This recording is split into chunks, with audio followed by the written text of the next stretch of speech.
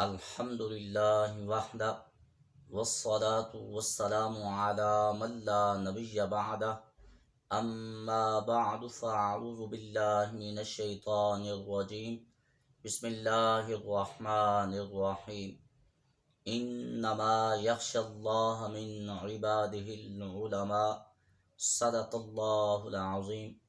سامعین و حاضرین، آج کا ہمارا سوال ہے، کیا نبی کا معصوم ہونا ضروری ہے؟ نبی کے علاوہ اور کون معصوم ہوتا ہے؟ یہ آج کا ہمارا سوال ہے۔